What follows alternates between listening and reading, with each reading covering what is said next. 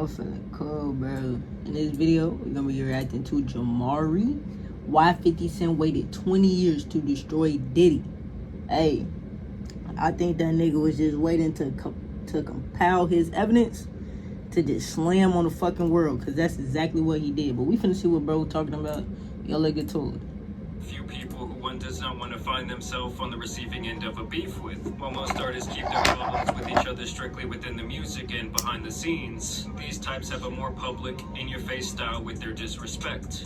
Like they truly relish in the demise of their enemies. This is where 50 Cent comes into play. This is a special ASLELS challenge for you, Floyd. If you can read one full page of a Harry Potter book, nigga, I'll give $750,000 to whatever charitable organization you want to.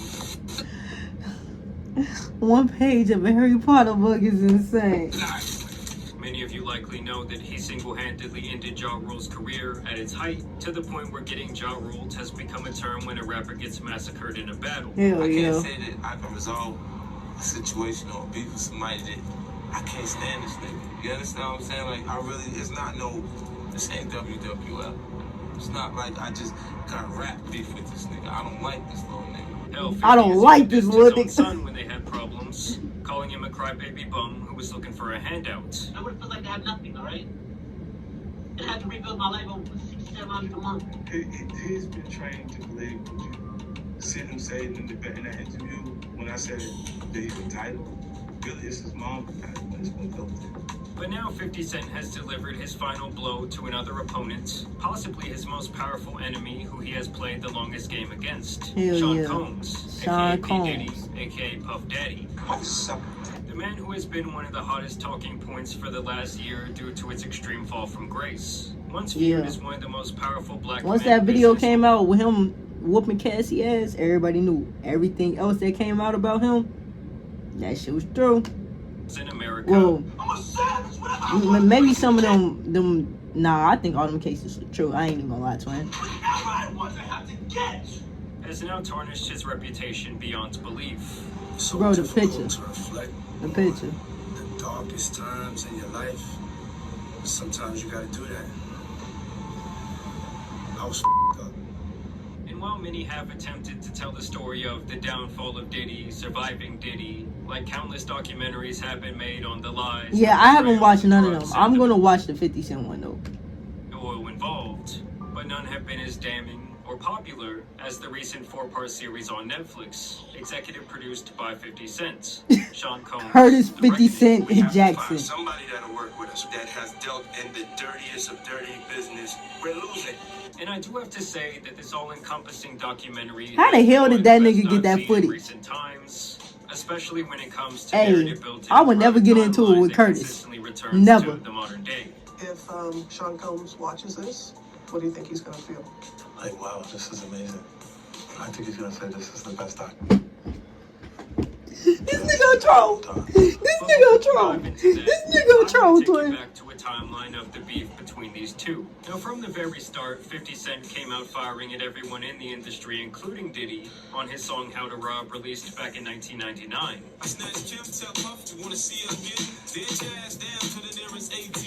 Now, this was back before 50 would infamously be shot 9 times. 9 times and survived. I know that shit burn. My brother got shot. He told me that shit burn. Imagine it hurts because of your adrenaline and how the shock of what's actually going on, it hurts after. Which completely changed his voice and rapping style, while also making him and his story a cultural legend. Okay, we'll wait. You can pray for a miracle. What's wrong? Your voice don't sound the same. It's better. It's got more pain in it. And by the year 2000, 50 Cent would meet Diddy, and this is where he claims that he was ghostwriting for Puff, a piece of information that has been confirmed numerous times, most famously by Def Jam bad boy rapper Shine. When it comes to the tough guy and the hardcore rapping, you can't do that. Like, when I met him, he was writing raps for Diddy on Forever, right? And this is after he got poked up. This is after Gotti and them poked him up in the hit factory, and he ran to the cops, and he got an order of protection, And he was walking around with a couple police. NYPD was helping hold him down. Swear to God.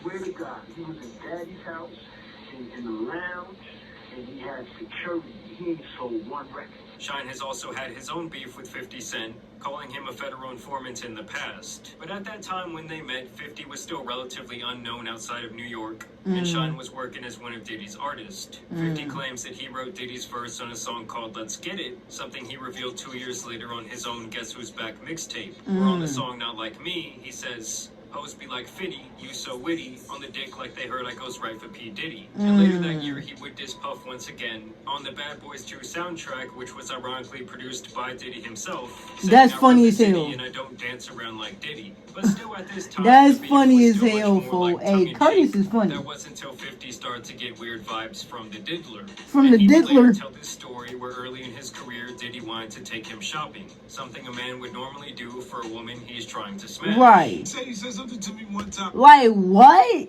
Fo, bro, what? Bro, that's wild, fo. Like, I ain't even gonna lie. I want to take you shopping. I would take my homeboy shopping if it's their birthday. Like, I wouldn't even take them shopping. I would just give them some bread and say, go about your business. My girl, I would take her shopping. My homie, I don't know, man. I don't know about that one. We'll go to the mall together. We'll shop together. But I wouldn't take him. What you just say?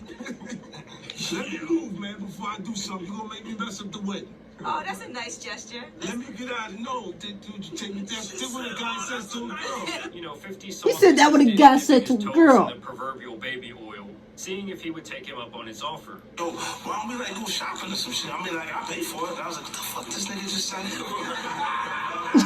got the fuck away from him. I was like, this nigga just told me he taking me shopping. Hey, bro, this nigga 50 funny as hell, This was twin. Diddy's eventual response to that. I asked 50 about that. And he said you did the same thing to him. You asked him to take him shopping. Yeah, I thought he needed some clothes. What? What? I'm a nice guy. No, you a weird nigga. You a weird nigga. That's what you are, twin. You a real nigga. You a weird nigga. You really, hold on, you really think that's hate? You really, when you really break it down, you've been out here a long time. You know he loves me. I don't think he like it. Because P. Diddy be wanting to party. And you gotta tell him no. And you Cat was speaking in that fucking sit down with Shannon Sharp, bro. Since 50 Cent was bigger than life, he had become a massive global star, racking up 7 #1 hits and 21 top 10 singles. This was also around the era that 50 was signing massive endorsements and sponsorships left and right. I know that's right. You guys know, without a doubt, I promote vitamin water the best. Vitamin water! What the fuck is going on? And it was pretty clear that Hey, 50 ass funny as hell, folks. Having a stronger business sense The cheese! He cheesing like a motherfucker. Starting his own record label, clothing brand, and getting major stock in several companies. So you bought the company? No, so I ended up having about almost 10% of it. And it was sold to Coca-Cola for you made $100 million? Well, 4.1 billion they actually sold the company for. It's honestly like 50 had everything that Diddy truly wanted, including the fact that women saw him as a sex symbol, while he was also well respected as a street dude. He had this thing with strong men, and he had a thing with wanting to be one, but not positioned to be one street-wise, but positioned to be one industry-wise. And they called that a paper gangster. A paper gangster, okay. Okay,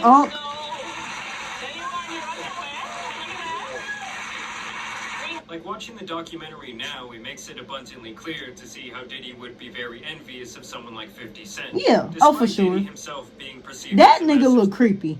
You can't tell me this don't look creepy, twin. He look like a weirdo. Look behind them glasses. Do you see them eyeballs? That look weird, twin.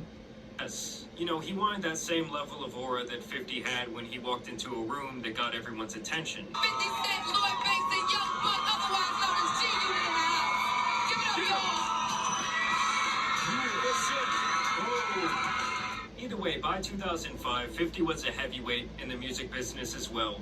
as artists both new and old wanted to be signed to his label. And at this time, he would go on the Howard Stern show and reveal that a deal with rapper Mace fell apart after Diddy demanded $2 million for Mace to leave his record label Bad Boy and be signed to 50's G-Unit record label. What about this Sean P. Diddy Combs? You had a feud with him, but you made up, right? Yeah, me and Puff, had issues over the Mace project. He had given them the go-ahead to go find a new opportunity. And when Mace first came to me, he didn't actually have the material that I was excited about, but I let him come with me on a tour. And he created some material that I was excited about. And when we came back with me and Puff to try and make the deal, he was being unreasonable.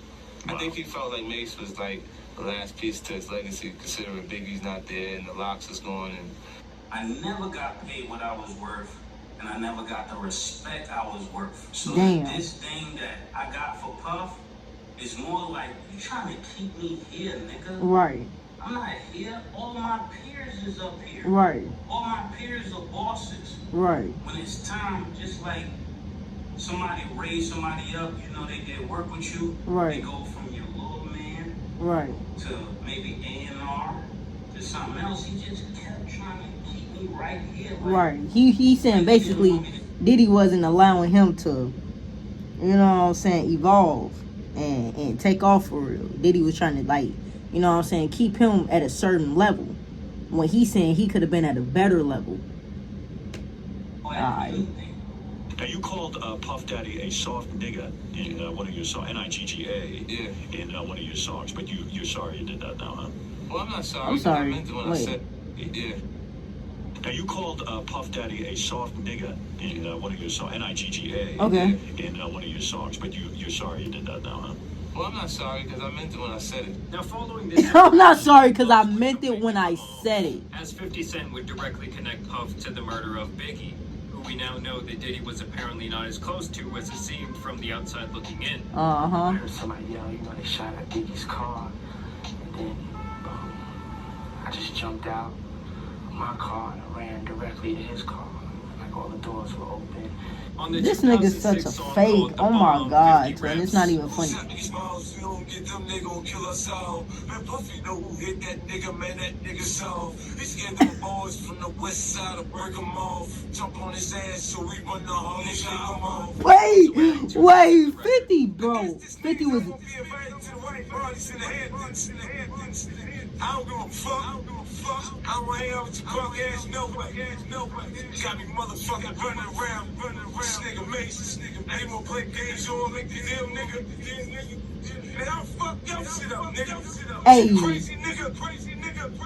Matter of fact, you know what? I don't want to do a deal no more. Fuck the deal, nigga. So at this point, 50 was never scared to call a nigga out, twin. He always stood on big business. Biggie's death directly on him, a rumor that has long circulated in the entertainment industry, while also calling Diddy a freaked out piece of shit. Obviously, he was way ahead of his time with all of this, around 20 years to be exact. Hell so yeah. While everyone else were all wide and brought their little bottles of baby oil to appease the diddler, 50 Cent was off somewhere in a dark room writing diss tracks plotting his eventual revenge. Hell yeah. Other than this, they did have like a back and forth war over vodka, with Diddy touting the infamous Ciroc.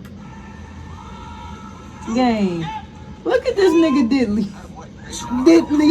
I call this nigga Diddley. That's actually funny. Developed effing vodka. 50 would constantly call Ciroc Puffy Juice. Now, what about any Puffy Juice going on right now that we need to jump on? I'm not paying attention to none of them. Oh, no more Puffy Juice. No more Puffy Juice. Claiming that he had the superior blend to Ciroc because effing was wheat-based, Puffy Juice. whereas Puffy's juice, was made from grapes. That's not really beef, though. That's just competitive. Competitiveness. All right, so you and Diddy, you and Puff cool?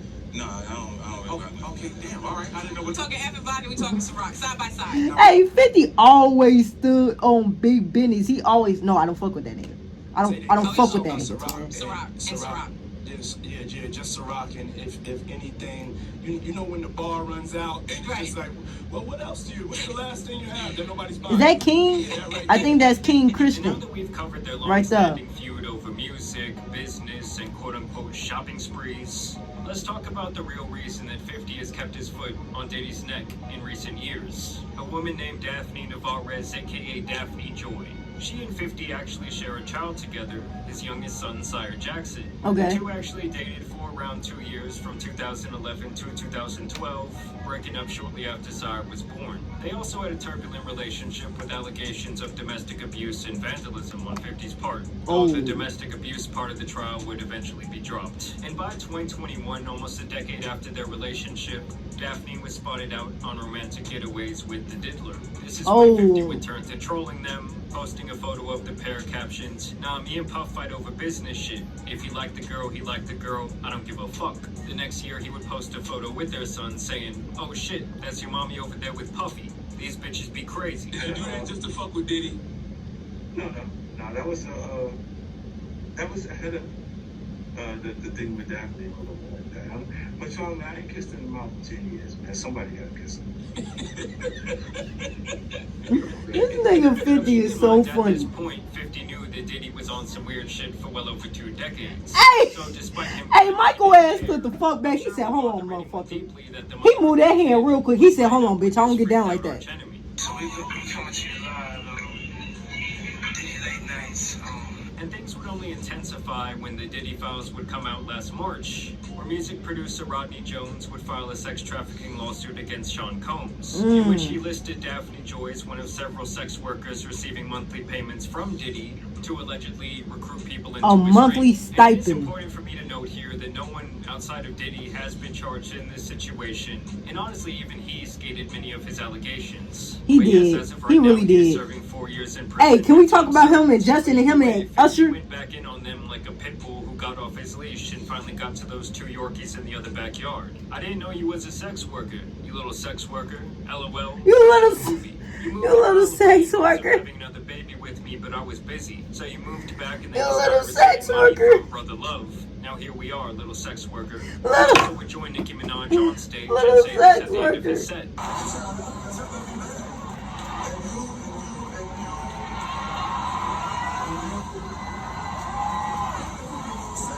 Even if you're a sex worker, In the public eye, he's so irritating. custody of their son, claiming that Daphne was involved in freak-offs, which created an unsafe environment. To which she responded that he was full of absolute shit, completely denying any allegations of prostitution. But to me, this is why 50 really wanted to see Diddy behind bars. G the And face. also what fueled him to help produce the masterpiece documentary that has exposed Diddy to more people than ever, making the details of his narcissistic, backstabbing ways known to the average person. Stuff behind the scenes that you don't know.